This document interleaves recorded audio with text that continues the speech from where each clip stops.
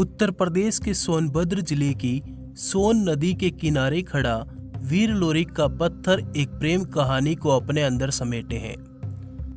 सनातन इतिहास कहता है कि कोई समय इस नदी के किनारे अगोरी नाम का एक राज्य हुआ करता था। उस राज्य के राजा का नाम था मोलागत। मोलागत वैसे तो बहुत अच्छे राजा थे, लेकिन उनके ही राज्य में रहने वाला मेहरा नाम का एक यादव युवक उन्हें पसंद नहीं आता था, क्योंकि मेहरा की भुजाओं में बहुत बाहुबल था। मेहरा अत्यंत ही बलशाली वीर था। राजा की हुकूमत की मेहरा को कोई परवाह नहीं थी, क्योंकि अपने इलाके में मेहरा की अपनी हुकूमत चलती थी।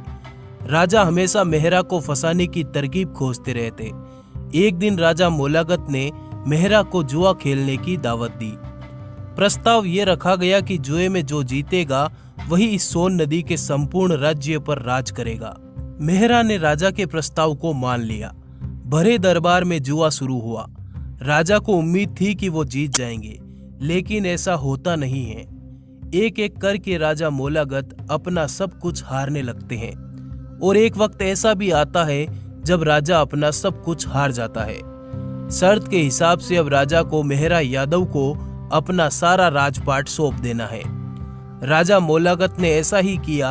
राजपाट छोड़कर वो पश्चिम दिशा की ओर निकल पड़ता है। राजा की ऐसी दुर्दशा देखकर एक साधु उनके पास आते हैं और कुछ सिक्के राजा को देकर कहते हैं कि जाओ एक बार फिर जुआ खेलो, तुम्हारा राजपाट वापस तुम्हारा हो जाएगा। राजा ऐसा ही करता है। इस बार मेहरा हारने लगते हैं। वह 6 बार राजा से हारते हैं। अब उनके पास हारने के लिए कुछ भी नहीं बचा। अपना घर परिवार सब कुछ मेहरा हार चुके थे, लेकिन उनकी पत्नी गर्भवती है और 7वीं बार वो अपनी पत्नी के गर्भ को भी हार जाते हैं। लेकिन राजा मेहरा से कहते हैं कि अगर बेटा हुआ तो अस्तबल में काम करेगा, और अगर बेटी हुई तो उसे रानी की सेवा में नियुक्त कर दिया जाएगा। हारा हुआ मेहरा कुछ नहीं कर पाता, लेकिन कहानी यहाँ एक अजीब मोड़ पर आती है। मेहरा के 7वीं संतान के रूप में एक बड़ी अद्भुत बच्ची का जन्म होता है। नाम रखा जाता है मंजरी। राजा को जब पता चलता है तो वो मंजरी को लिवाने के लिए सिपाही भेजता है, पर मंजरी की माँ उसे भेजने से मना कर देती है। मंजरी की माँ राजा को संदेश भिजवाती है कि जब मंजरी की शादी हो जाएगी तो उसके पति को मारकर मंजरी को ले जाना। राजा ये बात मान लेता है। देखते ही देखते मंजरी जवान भी हो जाती है। फिर माता पिता को उसकी शादी की चिंता सताने लगती है, पर मंजरी को पता है कि उसका वर कौन है। वो कौन है जो शादी के बाद राजा को हरा सकेगा। मंजरी अपने माँ बाप से कहती है कि आप लोग बलिया नाम की जगह पर जाओ, वहां लोरिक नाम का एक वीर नौजवान मिलेगा। उससे मेरा जन्म जन्मांतर का नाता है, और वही इकलौता ऐसा शेर सूरमा है जो राजा को हरा सकता है। कौन है यह महामानव जिसे लोगों ने वीरों के वीर लोरिक महान के नाम से नवाजा। माँ काली का भक्त लोरिक नाम का यह सूरवीर ऐसा सूरमा था जिसके रक्त की एक एक बूंद में शौर्य भरा था। युद्ध के मैदान में हजारों के बराबर अपने इलाके का महायोद्धा कहे जाने वाले लोरिक महान के चर्चे संपूर्ण नगर में थे। लोरिकायन पवार काव्य के अनुसार लोरिक यादव जाति का एक महायोद्धा था, और हो भी क्यों ना जब उसकी रगों में अहिर नाम की एक लड़ाकू कौम का खून उफान मारता हो। ऐसे वीरवर के लिए रिश्ता लिए मेहरा पधार रहे थे।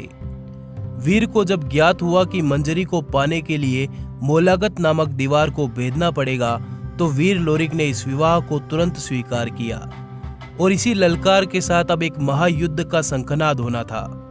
आइए डिमांडिंग पंडित के साथ जानते हैं इतिहास के इस अनसुने पन्ने की पूरी दास्तान। उम्मीद है आपने इस वीडियो को लाइक कर दिया होगा। चलिए शुरू करते हैं। वीर लोरिक को भली भांति पता था कि बिना मोलागत को पराजित किए वह मंजरी को विदा नहीं करा पाएंगे। इसी के साथ वीर अपनी 85 मण की तलवार के साथ सबसे आगे अपने घोड़े पर सवार थे। यह नजारा बारात का कम और एक यादव सेना सा प्रतीत हो रहा था। युद्ध की तैयारी के साथ बलिया से बारात सोनभद्र के मैदानों की सोन नदी के तट पर जा पहुंची। राजा मोलागत ने तमाम उपाय किए कि बारात सोन नदी को पार न कर सके, किंतु बारात नदी पार करके अगोरी किले तक जा पहुंची। वीर की बारात ने जैसे ही नजरें उठाई तो सामने राजा मोलागत की विशाल सेना खड़ी थी। इसी मौके के इंतजार में बैठे वीर विराट लोरिक महान का हाथ अपनी तलवार पर जा पहुंचा और मां काली की युद्ध घोषणा के साथ यादव सेना शत्रु बल पर काल के समान टूट पड़ी। भीषण युद्ध और रक्तपात हुआ। इतना खून बहा कि अगोरी से निकलने वाले नाले का नाम ही रुधिरा नाला पड़ गया और आज भी इसी नाम से यह नाला जाना जाता है। पास ही नरमुंडों का ढेर लग गया। आज भी नरगढ़वा नामक पहाड़ इस जनश्रुति को जीवंत बनाता खड़ा है। लोरिक महान ने अपनी तलवार की ताकत से शत्रु को अच्छे से परिचित करवा दिया था। तभी मोलागत अपने हाथी इंद्रावत के पैरों से यादवों को कुचलने लगा। यह दृश्य देख वीर लोरिक की रगों का लहू उफान मारने लगा। वीर लोरिक अपनी तलवार की मूठ को मरोड़ते हुए मोलागत की तरफ बढ़ते हुए एक ही वार में मोलागत के हाथी इंद्रावत को 2 टुकड़ों में चीर दिया। मोलागत के हाथी के मरते ही मोलागत जमीन पर जा गिरा। अब सामने शेर सूरमा लोरिक महान खड़ा था। चारों तरफ से यादव सेना से गिरे मोलागत को वहीं से वीर लोरिक ने सीधे परलोक के लिए रवाना कर दिया। मोलागत और उसकी सारी की सारी सेना और उसका अपार बलशाली इंद्रावत हाथी एक ही वार में मारा जा चुका था। आज भी हाथी का प्रतीक प्रस्तर किले के सामने सोन नदी में दिखता है। संपूर्ण युद्ध का मैदान रक्त से लाल हो चुका था। सोन नदी का जल रक्त की धारा बन चुका था। वीर लोरिक ने मोलागत नामक उस दीवार को चूर चूर कर दिया था। अब रक्त से नहाई हुई बारात फिर रवाना हुई मंजरी को लेने। विवाह के फेरे संपन्न हुए। वीर लोरिक मंजरी के साथ एक अटूट बंधन में बंध चुके थे। विदाई का समय आया। जब बारात वापस बलिया लौटने लगी तो रास्ते में आए मारकुंडी पहाड़ों पर मंजरी ने बारात रुकवाई और वीर लोरिक को चुनौती दी कि अगर आपकी भुजाओं में इतना ही बल है तो कुछ ऐसा करके दिखाओ कि युगों युगों तक हमारी प्रेम कहानी अमर हो जाए। वीर ने कहा, बताओ ऐसा क्या करूं जो हमारे प्यार की निशानी अमर बन जाए। मंजरी लोरिक को एक पत्थर दिखाते हुए कहती हैं कि वे अपने प्रिय हथियार बिजुलिया खांड से एक विशाल शिलाखंड को एक ही वार में 2 भागों में टुकड़े कर दे।